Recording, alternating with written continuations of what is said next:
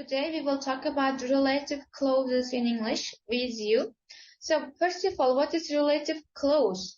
So we use, first of all, there are defining and non-defining relative clause in English. So we use defining relative clause to add essential information to sentence. The clause goes immediately after the noun it describes. For example, this is the man who sold me the car. So we use relative pronouns who and that for people, which or that for object, where for place, whose to talk about possession, when or that for a time, why and that for a reason, and whom for object pronouns. So we cannot leave out the relative pronoun if it is defining relative clause that refers to the subject. This means when the relative pronoun comes instead of the subject of the sentence, or not instead of, but referring to the subject of the sentence, we cannot leave out the relative pronoun in the sentence. For example, the doctor who treated me told me not to worry. So the doctor is the subject of the sentence here. So we cannot say the doctor treated me, told me not to worry. We should or we have to use who relative pronoun here. Or that is the dog that attacked my children.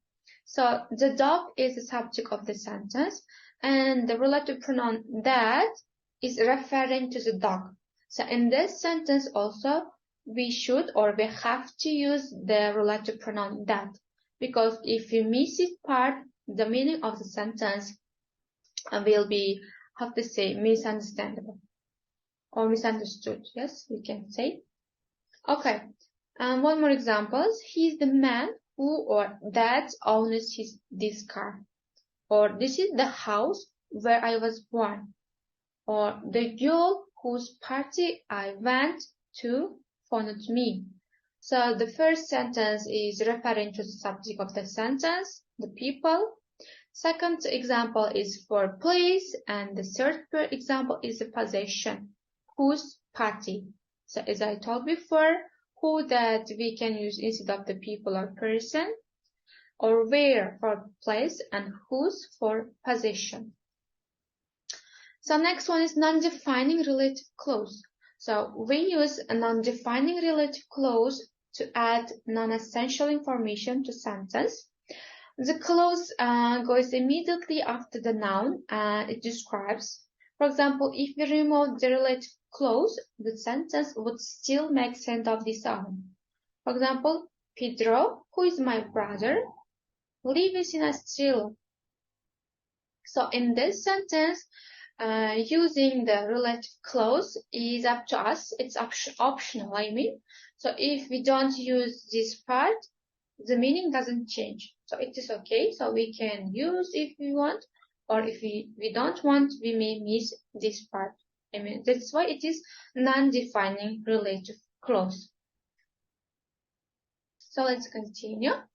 So in defining relative clause, why and when can be omitted, can be missed. For example, I would like to know the reason he decided not to come. So here if we use why or we don't use why, it's okay. So the meaning doesn't change much. So we can say, I would like to know the reason he decided not to come, or I would like to know the reason why he decided not to come. But where we have to use always. For example, she always had wanted to go to a place where she could speak her native tongue. So we cannot say, for example, she always had wanted to go to a place she could speak her native tongue. So if we miss this word where here, the meaning of the sentence will change. So it will affect the meaning of the sentence. So that's why we should know the difference between them. For example, why and when can be omitted in the sentence, but where we cannot miss or we cannot leave out in the sentence. So I hope it is difference clear for you. So one more time we are repeating: who for people, which is used for things, where for places, when for time, whose for possession. For example, Santander, where I live, is a beautiful city. Or my father, who is 64, is going to retire soon. So these two examples for non-defining relative clauses.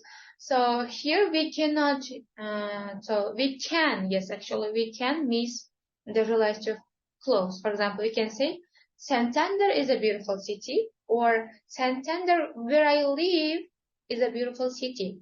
So non-defining relative clause, we are using just to give more information, to add more information. But if we don't want, we may not use, we may not add, because the meaning is the same. Meaning will not change much.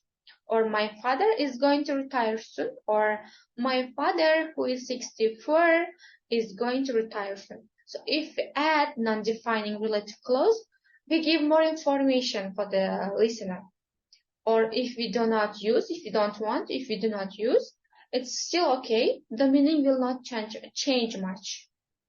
Okay, let's continue. So the punctuation rules. So we use commas to separate non-defining clause from the rest of the sentence. So while we are adding or using a non-defining clause, we should separate it with comma from the sentence because it's additional information. So I guess all you know, the additional information will be given with comma. So there are examples for you to practice relative clause. For example, is that the book? So which one we can use? Who, that, which, or when? So in order to know, we should find the subject of the sentence. So in the sentence, subject is the book. Yes, is that the book? So we can replace it with which or that, because for objects we can use which or that. So we can say, is that the book which you read last month? Or is this the film that won 3 Oscars? Or this is the shop, they sell Mexican food. So here shop is the name of the place. That's why we should use where, not what, or not which, or not that. This is a shop where they sell Mexican food. Next one we can say, when we cannot miss the non-defining relative clause. When the relative pronoun is non-defining relative clause. For example, John, who is English, helped me write the essay.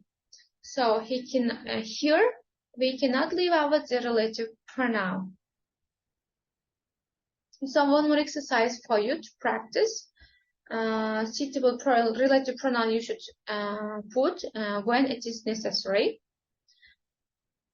So I hope it is clear enough, understandable enough. So if we want, we can revise one more time. So there are 2 types of relative pronouns in English. So they are defining and non-defining relative clause. So when the sentence the relative pronoun refers to the subject of the sentence, we cannot leave out. We cannot miss this part. If it is non-defining relative pronoun, we may not use regarding our desire. If we want, we may use. If we don't want, we may not use the non-defining relative pronoun in the sentence. So who comes instead of the people or thing? I mean the who, that for people, which, that for thing, where for place, and whose for possession, when for time. So I hope it's clear enough. Thanks for your attention. That's it for today.